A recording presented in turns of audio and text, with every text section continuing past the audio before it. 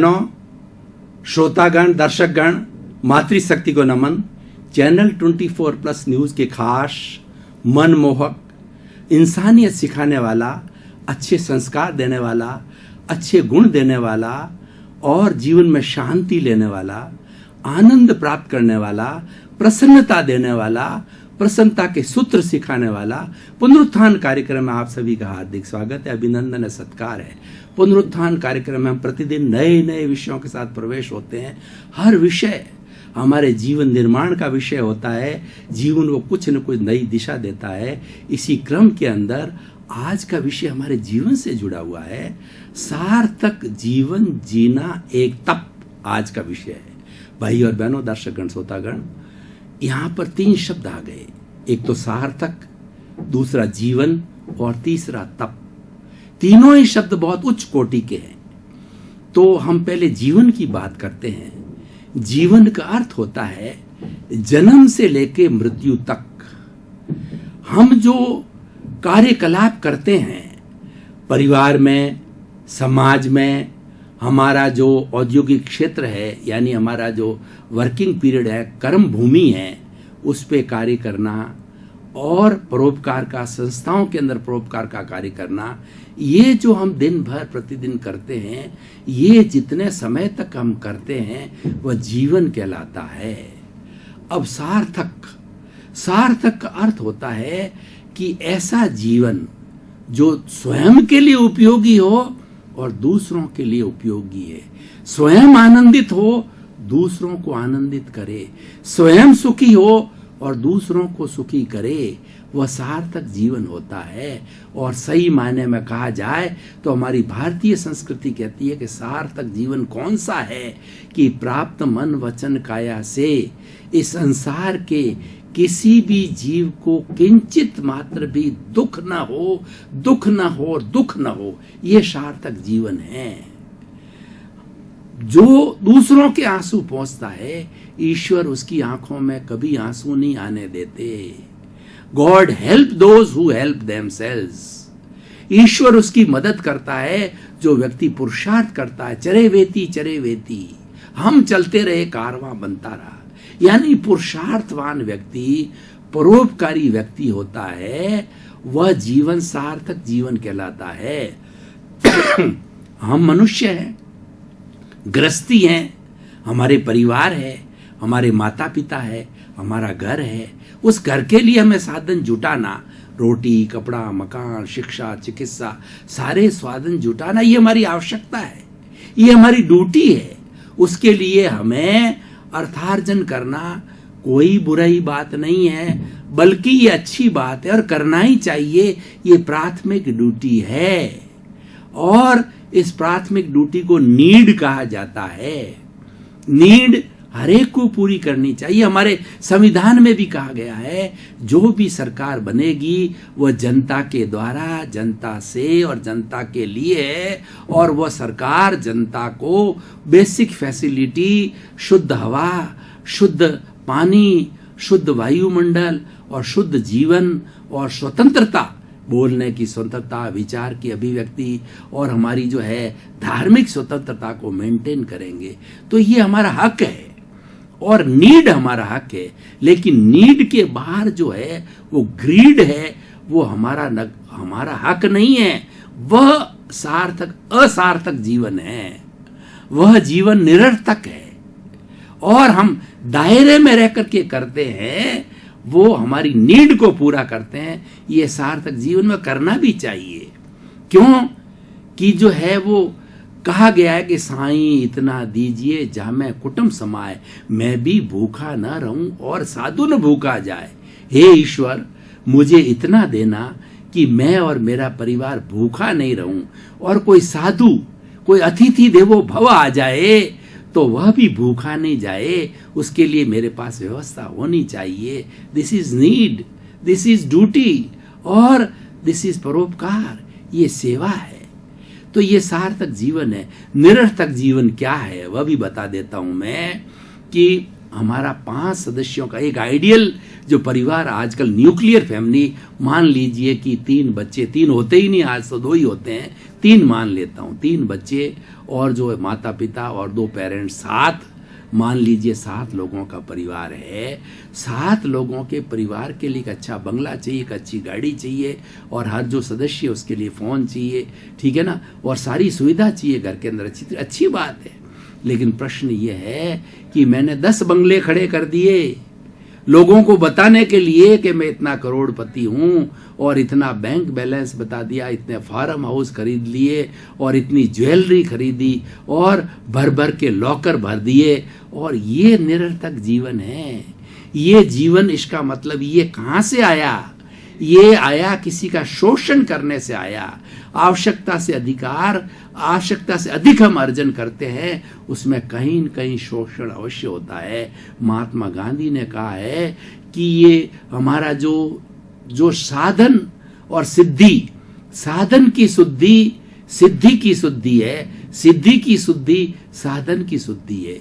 यानी दोनों को शुद्ध रखने के लिए हमारे मीन्स और हमारा जो एम है ना, दोनों शुद्ध होने चाहिए। तो हमें ये निरर्थक का जीवन नहीं जीना है, और जो व्यक्ति सार्थक जीवन जीता है वो एक बहुत बड़ी तपस्या है। हम तप किसको कहते हैं? तप का मतलब होता है शोधन, शुद्धिकरण। जब सोने को बड़े अंगारे के अंदर तपाया जाता है, अग्नि में तपाया जाता है, उसकी खोट निकल जाती है, और खोट निकल के वो 24 कैरेट का सोना बन जाता है। उसी तरीके से तपस्या एक ऐसी अग्नि है जो हमारी बुराइयों को जला देती है, हमारे दोषों को जला देती है, हमारे पापों को जला देती है, और हम 24 कैरेट का सोना बन जाते हैं।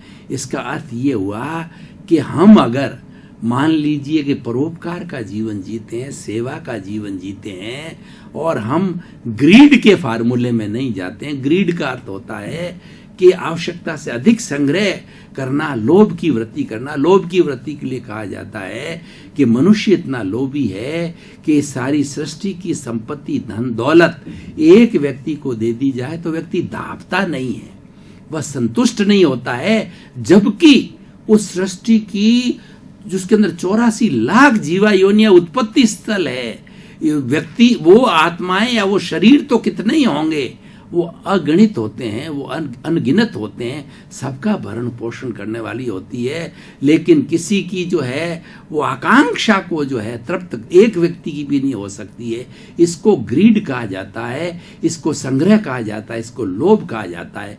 यानी लोभ की वृत्ति का जो जीवन है वह निरर्थक जीवन है, और उसके लिए हमें कई तरह के अन्याय, कई तरह की भूमिकाएं, कई तरह के गलत सलत कार्य करने पड़ते हैं। अब आप देखिए कि बहुत से ऐसे, मैं आपको एक अभी मैंने बायोग्राफी पढ़ी थी बिल गेट्स की, जो कि आज विश्व के सबसे माने हुए रिचेस्ट व्यक्ति है। उनके स्वयं के यूज के लिए कोई 50 साल पुराना बंगला, 50 साल पुरानी गाड़ी, 50 साल पुराना फर्नीचर, और बिल्कुल सिंपल लिविंग में एंड हाई थिंकिंग में रहते हैं, और वो अपनी पूरी आय का 1 या 2% अपने परिवार पे खर्च करते हैं, और 97-98% जो है लोक हितार्थ में लगाते हैं। ट्रस्ट बना रखे हैं, वो ट्रस्ट में सारा पैसा चला जाता है। एक आनंद जी, कल्याण जी की जैन लोगों के अंदर पीढ़ी है, वो सब मंदिरों के अंदर करोड़ों रुपए देते हैं, क्योंकि उनके वो पुण्यशाली इतने हैं कि उनके बहुत पैसा आता है, वो इनकम टैक्स भी पूरा भरते हैं, फिर भी पैसा बचता है तो वो चैरिटेबल ट्रस्ट के अंदर डाल देते हैं। ये सबसे बड़ा सार्थक जीवन होता है। हर व्यक्ति इतना बड़ा पुण्यशाली नहीं हो सकता है, लेकिन मैं बात करता हूं कि एवरेज व्यक्ति जो सार्थक जीवन जीता है वो एक तप का जीवन जीता है। तप का अर्थ होता है खरा, तप का अर्थ होता है व्यक्ति चरित्रवान, वह व्यक्ति चरित्रवान हो जाता है, और वह एक तपस्या का जीवन है। तपस्या क्या है? तपस्या केवल भूखे रहना ही नहीं है, या भगवान का मंदिर में जाकर के दर्शन करना ही तपस्या नहीं, हमारे टीले निकाल देना ही तपस्या नहीं है, या कई आडंबर कर लेना ही तपस्या नहीं है।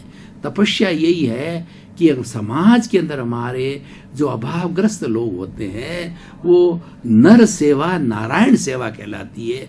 उन लोगों की हम सेवा करें जो बेचारे मूक है, बधिर है, लूले हैं, लंगड़े हैं, अपाहिज है, अनाथ है, विधवाएं हैं, जो कि अभावग्रस्त है। और हिंदुस्तान में बहुत है। हिंदुस्तान के अंदर 50% जो है हमारी आबादी अभी पॉवर्टी के नीचे है। तो सेवा करने का बहुत बड़ा यहाँ स्कोप है सार्थक जीवन जीने का। और इसीलिए व्यक्ति को ऐसा एम बनाना चाहिए कि हम सार्थक जीवन जीनेंगे। तो तपस्या से कम नहीं है।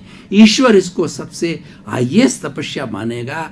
अगर कोई व्यक्ति उपवास करता है, 10 की तपस्या करता है, 15 की करता है, महीने भर की तपस्या करता है, उससे बड़ी तपस्या होती है कि लोगों की हेल्प करना, लोगों की मदद करना, किसी को दुख नहीं देना, किसी के आंसू पहुंचना। ये जो है वो सबसे बड़ी सेवा और सबसे बड़ा सार्थक जीवन होता है। भाई और बहनों, दर्शकगण, श्रोतागण, अब थोड़ा वर्तमान सिनेरियो देखें कि व्यक्ति बहुत सेल्फ सेंटर्ड हो गया है, व्यक्ति बहुत स्वार्थी हो गया है। अपने स्वार्थ के लिए जो है वो कितनों का अहित हो जाए उसको चिंता नहीं है। अपना स्वार्थ होना चाहिए, इसीलिए मिलावट करता है, दालों में मिलावट करता है, और पीने की चीज़ों में मिलावट करता है, खाने की चीज़ों में मिलावट करता है, दूध के अंदर मिलावट करता है, सिंथेटिक दूध डाल देता है। ये सब अनैतिकता के कार्य करता है। ये अनैतिकता के कार्य करना ये सार्थक जीवन नहीं है। वो लोभ के वशीभूत होकर के करता है, और ऐसा व्यक्ति करता है तो सुख नहीं पाता है। वो जो अनैतिकता से कमाया हुआ, अर्जन किया हुआ पैसा जो है, वो कभी उसकी संतान लूली हो जाती है, लंगड़ी हो जाती है, या बच्चे ऐसे ऐसे कपूत निकल जाते हैं कि पैसे को व्यर्थ बहा देते हैं कि मेरे माता पिता का बहुत कमाया हुआ है, पैसे की उपयोगिता नहीं समझते, वो संस्कार नहीं होते उनके पास में, पैसे को उड़ा देते हैं। मैं एक जो है वो गुरु नानक का जो है एक आपको उदाहरण देना चाहता हूँ कि एक बहुत धनाढ्य व्यक्ति था। वो धनाढ्य व्यक्ति रोटी लेकर के और गुरु नानक के चरणों के अंदर उपस्थित हुआ कि आप आहार ग्रहण कर दिए। गुरु नानक तो बहुत पहुंचे हुए व्यक्ति थे, वो ज्ञानी पुरुष थे। तो उन्होंने उस रोटी को जो है वो हाथ से मसला, उसमें से खून निकला। उसने कहा कि ये खून की कमाई ये मुझे नहीं चाहिए। यानी उसने अनैतिकता से उस रोटी को अर्जन किया था। और जो है वो गुरु नानक जी कहते हैं कि नैतिकता से, पसीने की कमाई से आप रोटी अर्जित करो, चाहे सूखी रोटी हो, लाइए, मैं लूंगा, आप भी लीजिए। वो रोटी नैतिकता से पकाई होनी चाहिए। नैतिकता सबसे बड़ा धर्म है। कोई व्यक्ति मंदिर जाए या नहीं जाए, पूजा करे या ना करे, अर्चना करे या ना करे, लेकिन वह व्यक्ति ईमानदार है, किसी के साथ धोखा नहीं करता, वो धोखाधड़ी नहीं करता, किसी को दुख नहीं देता, और किसी का हक नहीं छीनता है, और किसी के साथ शोषण नहीं करता है, वो व्यक्ति सबसे बड़ा धार्मिक है और सबसे बड़ा तपशील है वो व्यक्ति, और वह व्यक्ति सबसे बड़ा चरित्रवान है, और उसका जीवन सार्थक जीवन होता है। और देखिए, सार्थक जीवन का मूल्यांकन होता है। अभी कुछ ही दिनों पूर्व जो है हमारे भारत के पूर्व प्रधानमंत्री अटल बिहारी वाजपेयी ने बचपन से कैसा एक सार्थक जीवन जिया। उन्होंने बचपन से ही जो एक ललक पैदा कर दी कि नहीं, मुझे तो जनता की सेवा करनी है। शादी भी नहीं की है, और वो जो है अपना ग्रेजुएशन करके और जनहित के लिए पॉलिटिक्स के अंदर आ गए, और पॉलिटिक्स में आकर के 10 बार वो MP बने। और वो ऐसा एक व्यक्तित्व था कि जिसका कोई विरोधी नहीं। पॉलिटिकल लोगों के विरोधी होते हैं, लेकिन उनके दिमाग के अंदर देश था, उनके दिमाग में लोकतंत्र था। उन्होंने कहा कि लोकतंत्र जिंदा रहना चाहिए। हम तो कई बार आएंगे, कई बार जाएंगे, लेकिन लोकतंत्र जिंदा है तो हम जिंदे हैं, हमारा राष्ट्र जिंदा है, हमारी जनता जिंदी है, हमारी पीढ़ियां जिंदी है। क्योंकि लोकतंत्र, भाई और बहनों, एक अच्छा तंत्र है, जो सबसे बड़ा टेस्टेड तंत्र आज विश्व के अंदर पूरे 210 देशों के कंट्रीज के लोगों ने माना है आइडियल वो लोकतंत्र है। क्योंकि लोकतंत्र के अंदर उस देश के हर निवासी की भागीदारी होती है। उस दौर वो तंत्र इसलिए बना हुआ होता है, उसकी केयर की जाएगी, ग्रास रूट व्यक्ति की केयर की जाएगी, वहां तक सरकार पहुंचेगी, उसकी आवाज सुविधा उसके तक पहुंचेगी, और उसको हक होगा सरकार को बदलने का, व्यवस्था को सुधारने का, अपने सजेशन देने का, धार्मिक रूप से जीवन जीने का और विचारों की अभिव्यक्ति का, उसको स्वतंत्र, ये लोकतंत्र है। उन्होंने लोकतंत्र के प्रति आस्था थी, इसी कारण वो सार्थक जीवन और वो पूज्य हो गए। उनकी कितनी बड़ी विशेषता, कवि तो थे ही, लेकिन एक ह्यूमैनिटेरियन थे, एक इंसान थे और इंसानियत कूट कूट करके भरी हुई थी। और वो प्रधानमंत्री रहे, तब जाकर के शाम के समय जो विरोधी पार्टी के लोगों के लीडर के पास जाते, देश हित के अंदर मैं ये निर्णय लेना चाहता हूं, क्या आप मेरी मदद करेंगे? कौन मदद करता? क्योंकि वो हृदय से बोलते थे, देश हित के लिए बात करते थे, पार्टी के लिए नहीं करते थे, अटल बिहारी वाजपेयी के लिए नहीं करते थे, वो देश हित के लिए। उन्होंने हमेशा देश हित को सर्वोप्रिय रखा, इसलिए उन्होंने किस तरीके से उनका आदर हुआ, सत्कार हुआ। और व्यक्ति जो है वो जाने के बाद पता पड़ता है उसकी वैल्यू। व्यक्ति जिंदा, अटल बिहारी वाजपेयी 2009 से लगा करके 2018 9 साल तक बिल्कुल बंद कमरे में रहे, बीमार रहे, लेकिन जब गए तो उनकी व्यवस्था, उनकी जो विशेषताओं को उजागर पूरे विश्व ने देखा, पूरे विश्व ने माना कि एक विश्व की बहुत बड़ी महान विभूति, भारत की नहीं, जिसके अंदर गुण कूट कूट करके भरे हुए हैं, राष्ट्रभक्ति कूट कूट करके भरी हुई है, इंसानियत कूट कूट करके भरी हुई है, मानवता कूट कूट करके भरी हुई है, तो ऐसे व्यक्ति का जीवन सार्थक जीवन होता है और वो बहुत बड़े तपस्वी हुए हैं। इसी तरीके से हमारा भारत की संस्कृति तो आर्य देश है और दो तरह के हमारे इस ब्रह्मांड के अंदर, इस पृथ्वी के अंदर दो तरह के क्षेत्र है, एक आर्य क्षेत्र है, एक अनार्य क्षेत्र है। आर्य क्षेत्र की क्या विशेषता है कि वह धर्म ध्यान की बात होती है, ईश्वर की बात होती है, घर घर मंदिर होते हैं, गांव गांव मंदिर होते हैं। वह क्षेत्र हमारा भारत है, जो कि भरत के नाम पर भारत देश पड़ा।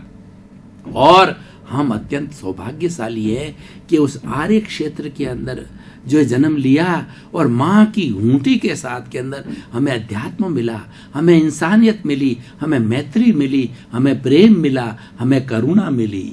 हम कभी भी भारत का इतिहास उठा करके देख लिए कि भारत के लोगों ने कभी भी दूसरी जाति पे हमला नहीं किया, दूसरे लोगों पे हमला नहीं किया, लेकिन जब हमारे पर किसी ने हमला किया तो हमने मुंह तोड़ जवाब दिया और उसको छठी का दूध याद दिलाया, क्योंकि हम कमजोर नहीं हैं, हम कायर नहीं हैं, हम अहिंसावादी हैं। क्षमा वीरस्य भूषणम, वीर होता है जो क्षमा करता है, कायर व्यक्ति दूसरे को क्षमा नहीं करता है। कायर व्यक्ति तो किसी ने पत्थर मारा है तो ईंट मारेगा और वो ईंट का जवाब पत्थर से देगा, लेकिन महान व्यक्ति होगा वो क्षमा करेगा। जाने दीजिए, जीसस क्राइस्ट जो है उन्होंने वो महान क्यों बने कि उनको जो है कुछ प्रतिद्वंदियों ने उनको जो है सूली पर चढ़ा दिया और उनके शरीर को चीरा गया और उनके पर कीले लगा दिए हाथों वगैरह के अंदर। तो उस वक्त जो है फिर उन्होंने जेलर वगैरह जो भी एक्शन लेने वाले थे उनको जीसस क्राइस्ट ने कहा ये अज्ञानी है। दर्शकगण, श्रोतागण, भाई और बहनों, बहुत बहुत धन्यवाद, कृतज्ञता। आप पुनरुत्थान कार्यक्रम को चमका रहे हो, पुनरुत्थान कार्यक्रम की आप आत्मा हो, रोज देखते हो, लोगों को आप प्रोत्साहित करते हो, देखते रहिए। और चैनल 24 का वह सौभाग्य है कि आप जैसे श्रोता मिले हैं और आपके और हमारे दोनों के आपस के अंदर अच्छे तालमेल के कारण पुनरुत्थान कार्यक्रम पुनरुत्थान कार्यक्रम अच्छा जम रहा है। तो इसके लिए आपके प्रति मंगल भावना, शुभकामना।